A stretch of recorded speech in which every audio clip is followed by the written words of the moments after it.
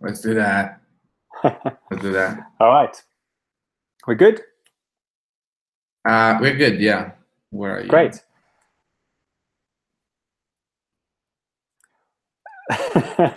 Fake start. Welcome to the 4-Point Play. This is Sami French living in Melbourne. On the line, we have Alberto, who is back in the Philippines, his hometown away from home. I guess Italian origin, originally from Italy.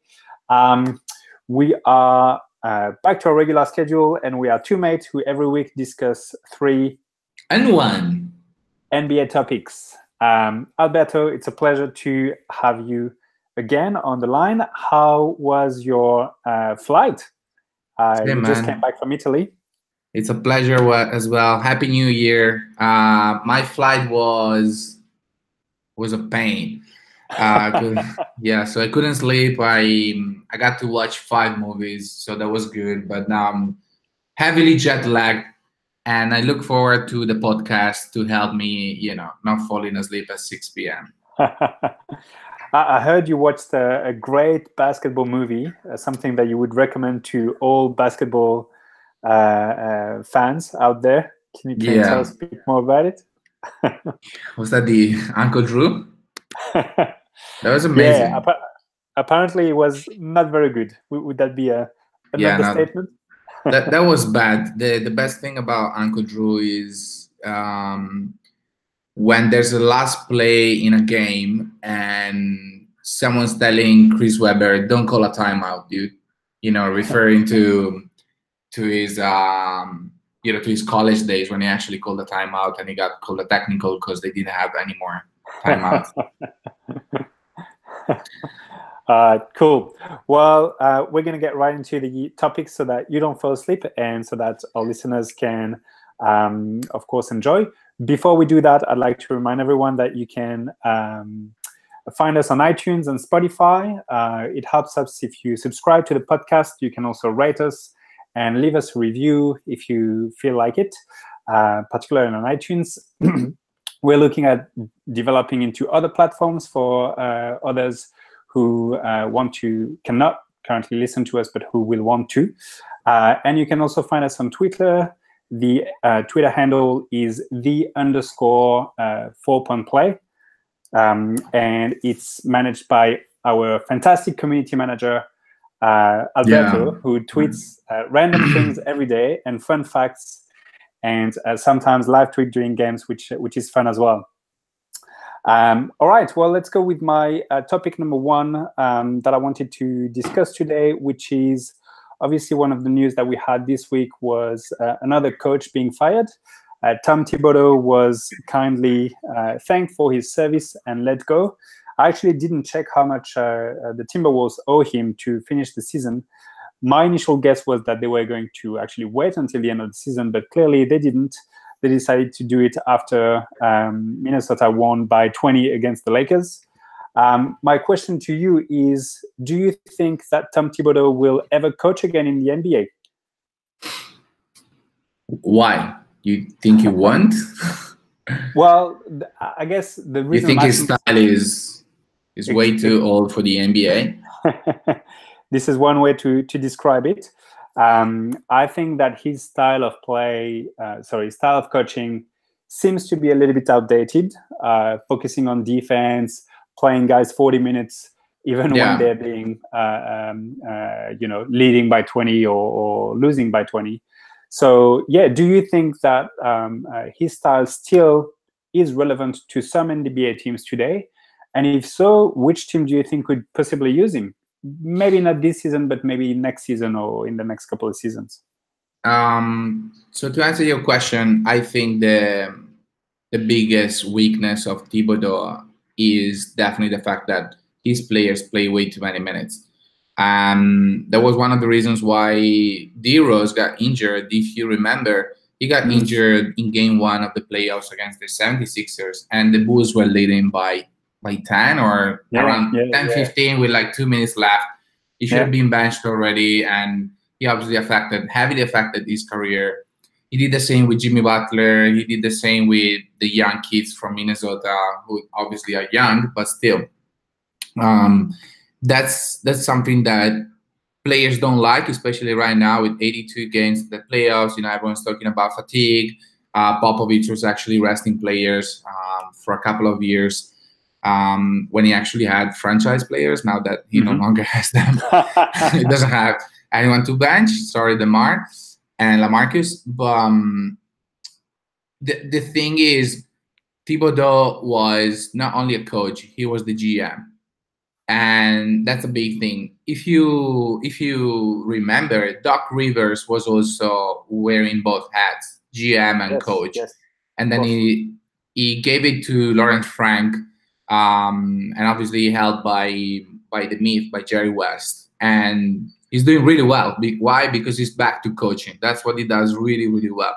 And when you're not focused on one thing, especially in such a specialized, like, let me call it, industry like the NBA, it can definitely affect you. He was a GM, it definitely affected him. The Jimmy Butler trade was, at the end, awful, because they also gave away obviously Chris Dunn, that's fine, but they gave away the pick that later translated into Mark Cannon. And Jimmy Butler left after 1 year and a few months. So what can you say about Thibodeau?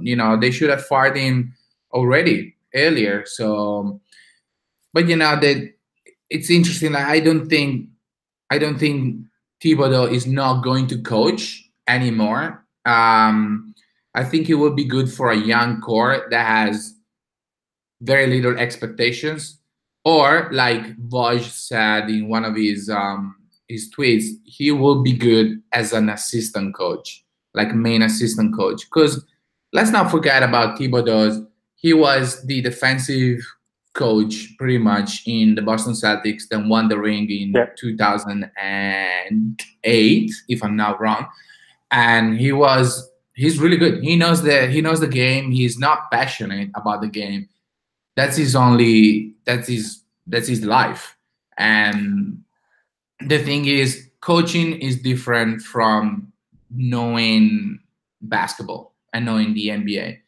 Coaching, you need a lot of things. You need PR, and obviously Thibodeau was not good at PR, at public relations. You need to know how to engage with the players, and then when he goes further down to actually being a GM, that's when Thibodeau, it became way too much for Thibodeau. Will he coach again in the NBA? Yes, I think he will. So you do think that his style is still relevant to the NBA for him to be a head coach? Because I agree with you. I think as an assistant coach, he wouldn't have any issues finding a job again, tomorrow if he wanted to. I'm not sure that's what he wants. And the real question is can he still coach in today's NBA, or is, again, his style of coaching outdated and in the pace and space of today and the 3-point game? I'm going to look at it this way. There are 30 teams in the NBA. There are lots of knowledgeable people and coaches around the NBA. But is there one coaching position that Thibodeau can apply for? Yes. Will he get the job? I'm not sure, especially after his last 2 coaching positions. Will he get a job as a GM? No way. No. Does he have a chance as a coach? I think he does. Not for a team in the playoff. Not for a team who's gonna fight for the playoffs, but for a team who is willing to tank or is willing to rebuild. Do you think he would be interested in doing that? Say, I don't know, the Cavs, for instance. I think he's gonna. He's someone who can't live without the NBA, without basketball. So he's definitely gonna get it. In my point of view, we'll see. I think it'll take a few years. It was interesting, Brian. Sorry, let me interrupt you. If it takes a few years, that's a no. It has to be in the next year or so, because he's obsessed about the NBA. I think he's going to, potentially can go to Europe. He took, that's true. He took a year off between Chicago and Minnesota, so he didn't coach for a full year. He was on a tour, like visiting all the different facilities and and teams. I remember that. So yeah, but it's interesting. I don't know. I wouldn't put my money on him coaching next year. I think it'll take a little bit of time because his ending in Chicago was not great, and the end of his time in Minnesota wasn't great either.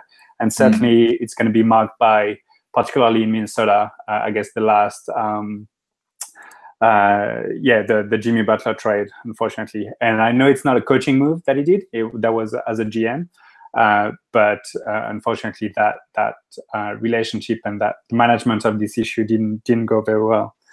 I know he's gonna get an invitation by Doc Rivers, saying for Tyronn Lue, he just wants them to just hang around for a bit, give him some feedback here and there. I know that. I mean, not because I know Doc Rivers. He was in the news. Okay, so with the Clippers. Yeah, with the Clippers. Interesting. As consultant, let's put it this way. Yeah, he's been invited. Okay. Interesting. Well, the only successful guy left as a GM and a coach is also the one who started this trend many moons ago, Greg Popovich, which leads me to my second topic. I want you to talk a little bit about, I guess, currently the hottest team in the NBA. They have won 8 of their last 10 games. They're playing incredible. And no, I'm not talking about the Houston Rockets, but yes, I'm talking about the San Antonio Spurs, who actually are on a 5-game winning streak, including wins against Toronto and Celtics on back-to-back, or one game after the other. It wasn't back-to-back. They're quietly sitting 6th in the West. They're on the weird West. They're on, as I said, a 5-game streak. They're somehow leading the league in 3-point percentage efficiency, even though they're not taking many. Do you think that the San Antonio Spurs are, again, I guess, a new threat to the Western Conference, a real contender for the Western Conference for the playoffs, not necessarily for the finals or anything like that? And have they figured it out? Have they figured it out? Yes, they have. Because if you have a look at the Spurs roster, that's their ceiling. I don't think they can get any further up than that. Can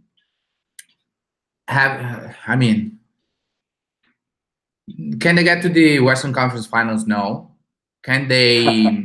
Can they force? I just want them to make the playoffs at the moment. They're gonna make the playoffs. 100%, they're gonna make the playoffs. Especially if Lonnie Walker gets back, their rookie. Yeah. He recently got back. Actually, not got back. He played his first game against the Raptors. I think he can be a really good addition to the team. The question obviously is, what can the Spurs do? In my point of view, the Spurs can take a really good team to the 7th game, and that's it. In the first round. Is it bad? No, it's not. Because if you have a look at the roster of the Spurs right now, that's amazing. I think as long as they make the playoffs, to me, it's a success. I think they will. I'm pretty sure they will. And my just hats off to Pops and to Buford, to the Spurs organization. That's amazing, dude. Because obviously you said, they're sitting 6th seed. But there are 1.5 games away from the Thunder, like currently 3rd. There are only 4 games from the top team in the NBA, the Denver Nuggets, and they're playing amazingly. They have the Spurs atmosphere, the home atmosphere. It's gonna make them win more games at home than away.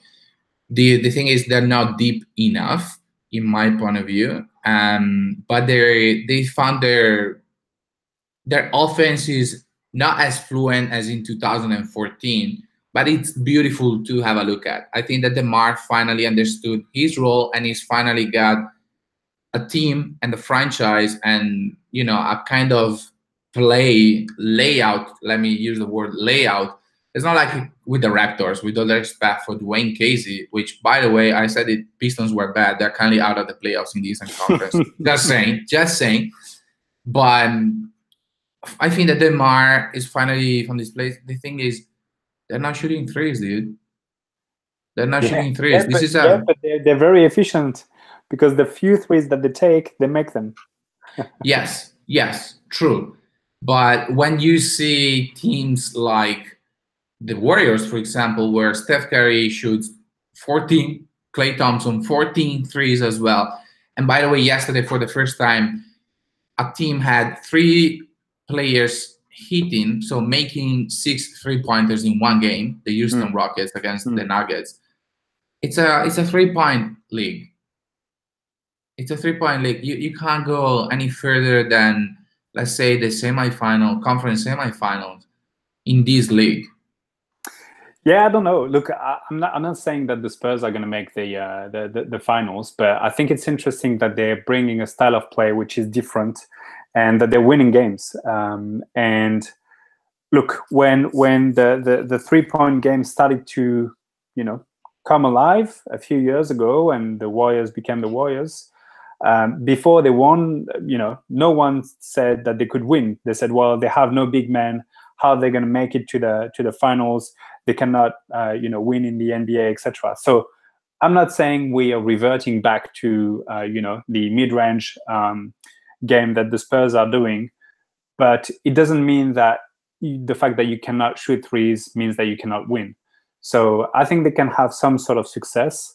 And again, what makes the Spurs for me is the collective and the team play.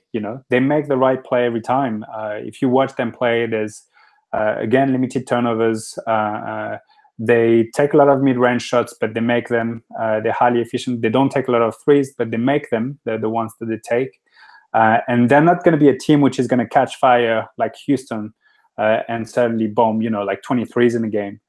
But on the other hand, they're also never going to really crumble and lose, miss 20 shots in a row. So I hear what you mean when you said that this might be their ceiling. I think I agree with you. And I think that's also good enough sometimes to win against teams which may be exceptional one game, but below average the next. And in the playoffs on a 7-game series, the odds are not in their favor, but they might still be able to win a series if things align, if the stars align, and if teams are not playing well for any reason. Yeah, it also depends on who you're gonna face. So. Absolutely, yeah. As the 6th seed now, they would face the Thunder.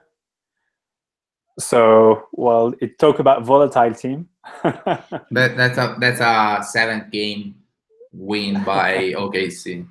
Yeah, well, that was supposed to be the case as well last year against Utah, and it didn't work out this way. So, yeah, true. There you go. All right, excellent. Well, we're going to stay in the West for my third topic. It's a Western Conference podcast. Western Conference podcast. Maybe we'll try and talk about the East next year. But the team which is still sitting at the top and defying all odds are the Denver Nuggets.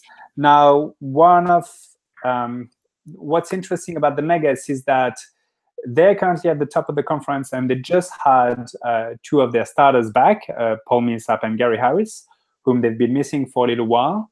Will Barton, another starter, has been missing from basically the first game of the season when he got injured. So for the last, what are we now, 40 games or so, they basically have been, they're now leading the league without 3 of their starters, and yet their big man, Nikola Jokic, their main superstar, is somehow still not in any MVP conversation that I can see out there. So yes, the usual suspects are there. We're talking about the Kawhis, we're talking about the James Harden. And yes, what James Harden is doing at the moment is incredible. You can listen to our previous podcast to learn more about it. But why is Jokic not in the MVP conversation? And do you think he should not be in the MVP conversation? Or why isn't he there? Okay, I think thanks for the question.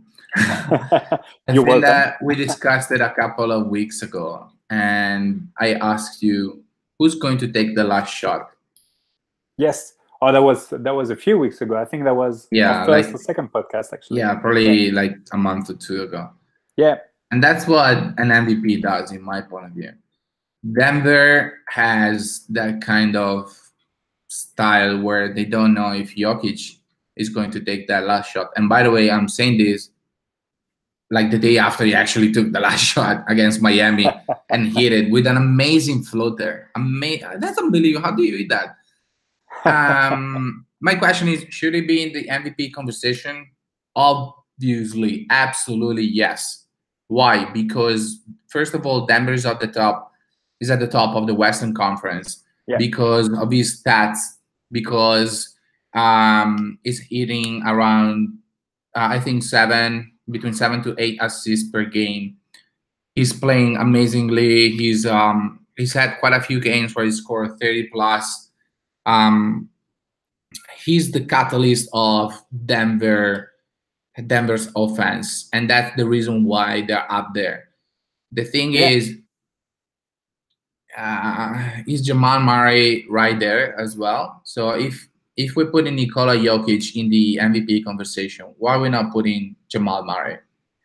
But see, I disagree with that, because if you compare, let's say we compare to the hardest team in the NBA, well, the second hardest team in the NBA right now, and what everyone's talking about is, oh, James Harden, what he's doing, it's incredible, and he's doing it without Chris Paul. And I mean, no one's putting Clint Capella in that discussion, right?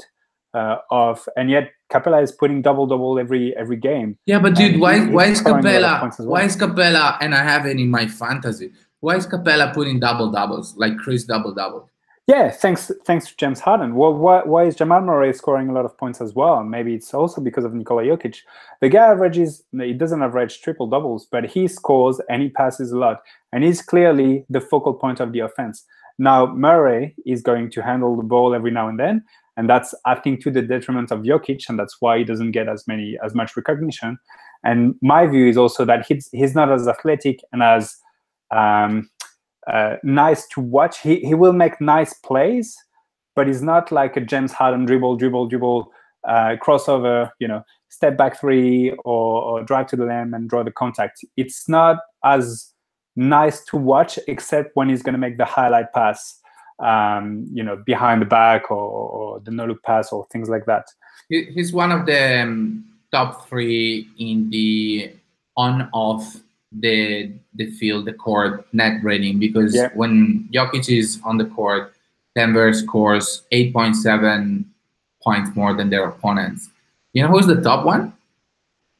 Kevin Durant, 13.8 points, and the second one is Paul George with 12.1. So, I was reading this research done by a Redditor a couple of days ago, and Jokic is on the fourth spot on the MVP conversation right now. It's actually the fifth, with 6.7% probability that he's going to win it. Antetokounmpo has 42% right now. Yeah. But to me, it's again, I'm coming back to take three starters away from the Bucks. Take Middleton away. Three best starters apart from the main guy. Take Middleton, take Brogdon, and take Brook Lopez away from the Bucks. Take Chris Paul, take Clint Capella, take whoever might be the fourth guy in Houston. Take Steph Curry or KD, a combination of Steph Curry, KD, Draymond, and Clay away from these teams. Would they be at the top of their respective conferences? No way. Who are these players in Denver? Paul Millsap? Paul Millsap, three starters. I'm just saying three starters in the team. And don't tell me that Paul Millsap is not better than Juancho, Hernan Gomez, or whoever, or Torrey Craig, who are replacing them. Who are the other two? Isaiah Thomas? Isaiah Thomas is still injured. No, who are the other two Denver players? Oh, Gary Harris and Will Barton, who were injured. Dude, I don't get it. I'm against it. I think he's playing phenomenally, but also, if you are discussing that, we should agree on the definition of MVP. What is MVP? Is that the most valuable player? But that's what it stands for. Yeah. Thank you. Thank you, but is it the best player of the top 3 teams in the NBA? Is it the player in the top 5 teams in the NBA who scores the most? Like, then it's gonna be James Harden, or is it always LeBron James? Because it's always LeBron James. It's like Michael Jordan. He should have had 10 MVP awards, but look, I would say I'm not sure Jokic is gonna end in the top 3. Well, and I think that's so far a sad story, because I think he deserves to be in there for his current contributions. But the Joker is going to be the Joker, and he doesn't do it for the glory, as he says, and he still gets beaten by his older brother when they play their random fighting sport, whatever it's called. Yeah. But 1, 2, 3, that was my third topic. And you clearly fouled me on this one because you disagree with my statement. Yeah, dude. So you get the 4th point play. Go ahead, fire up. What did you want to discuss from apparently the Western Conference team again? Do you remember who was the first overall pick in the 2001 NBA draft? Well, Basketball Reference, I think, would tell me that it was Google. Kwame Brown. Kwame Brown. Who is Kwame Brown? Seriously, you don't know who Kwame Brown is? I know who Kwame Brown is. Okay. He's one of the biggest failures in the of the number 1 picks, overall picks. Yeah, biggest bust ever. Do you know who was selected by the Los Angeles Lakers with the 2nd overall pick in the 2016 draft? That was Ingram.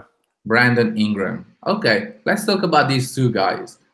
I recently, because obviously I'm always on Reddit, I recently checked the player efficiency rating, so a per minute rating of these 2 players, and Ingram is 11.1 and Kwame Brown was 14.2. Another stat was the true shooting percentage, and Kwame was 51.1 and Ingram was 51. I'm not gonna go over all of these interesting stats. I'm just saying that these stats, and the stats, as you know, they don't say everything, but these stats are they're either equal or they are in Kwame Brown's favor. Kwame's favor. Yeah. So my question is also, because I got him, I messed up. I gave someone a draft pick this year for Brandon Ingram, and I'm looking at him, I'm watching this game. What is Brandon Ingram's ceiling? So my question to you is, what is his ceiling, and would he be the first player you trade if you are LeBron? Sorry, if you are Magic Johnson. Sorry. That was a joke, by the way, dude. Because LeBron makes all the decisions. I get it.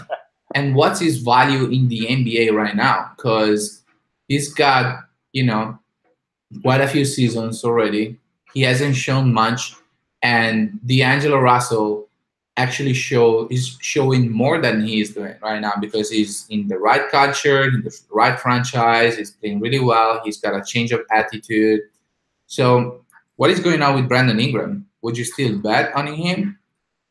I think if I was another team, yes, I would bet on him. My take on Brandon Ingram is that he needs a change of scenery to blossom as a player and to become who he's supposed to be.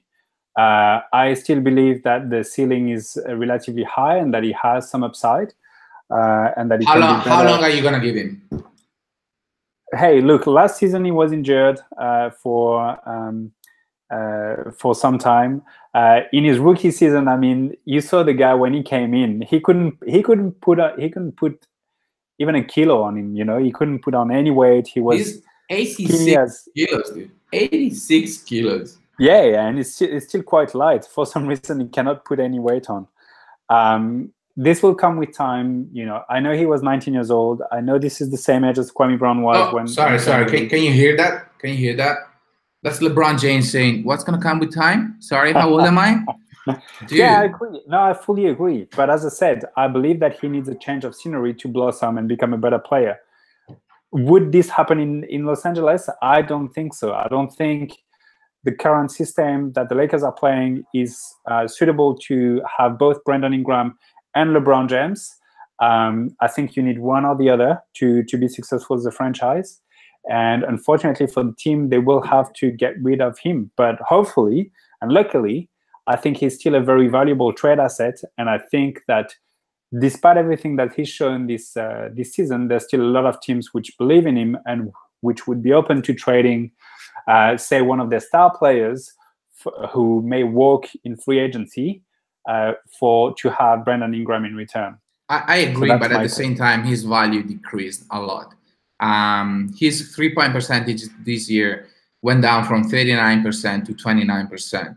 He's grabbing 4.6 rebounds. Shame on me for picking him, for trading him. Seriously, I just don't think that this is the right team and the right fit for him. That's all. I will take the same example as D'Angelo Russell, who was what he was with the Los Angeles Lakers, and you gave him a couple of years with the Nets, and now he's a much better player. Okay, give me two teams in the NBA that quite good, actually. That Brandon Ingram would fit in. And I'm actually gonna say one: the Brooklyn Nets. Yeah, interesting. I don't know if you would like to be reunited with D'Angelo. I haven't thought about it. I don't know. Any team which needs a versatile shooting forward, small forward, would benefit from him. I think, I don't know, he needs to be a ball handler. He needs to handle the ball a little bit more in whatever team he goes to. The thing is, the number of teams that are going to be interested in Brandon Ingram is relatively small. Why? Because it's still a work in progress. Yeah, so if you are the Denver Nuggets, for example, you're not going to bet on Brandon Ingram. No, but I think it's more a matter of which players are the Lakers interested in that they're going to offer Brandon Ingram to. Say, for instance, the New Orleans Pelicans. Now, if you tell me that Anthony Davis is leaving, well, if I look at my roster and I'm going to have a big gap around power forward and center, which I may be able to fill a little bit with a combination of Randall and Mirotic, how about I add a nice small forward in Brandon Ingram, combo guard in that team to replace that? Yes, but I want more. I'm not saying that Anthony Davis equals Brandon Ingram. Obviously, you would have a few picks attached to that and maybe another young asset. But that's clearly something that you could consider as a team in saying, okay, well, let's take a bet on this and see where that leads us. And I think Ingram has a chance to develop there. All right, makes sense. Yeah, that'd be my take on Ingram and his future. So no, I'm not yet ready to abandon on him, even if your statistic magic shows that he's as good, if not worse than Kwame Brown. I got it. Sorry. I'm a stats guy. Excellent. All right. Well, to conclude our 10th episode, and yeah, dude, congratulations! High five to us. Virtual high five. Good job. The 10th episode. I have a question for you again to continue our season-long, I guess, betting and voting and scoring system. The question is simple, but difficult to answer. Actually, you can just go with a random name. Who will finish the second best scoring player in the NBA at the end of the season? You like these questions. I like giving you the second every time, the right? The second. Why? Let me think about it. I think it's going to be. You want the top four at the moment? It's going to be. So at the moment, the top four is James Harden. I think it's. Anthony Davis, Kevin Durant. Total points or per game? No, point per game. It's going to be Damian Lillard. Boom. Oh, Lillard is going to make a surge. Yeah, because they need it, and because McCollum, I have a feeling he's gonna get injured, and I'm really sorry, but I traded him. I actually dropped him. I didn't trade him, and because I thought that after a few very healthy seasons, he was gonna get injured. He hasn't yet, but I think he will. I'm sorry, CJ.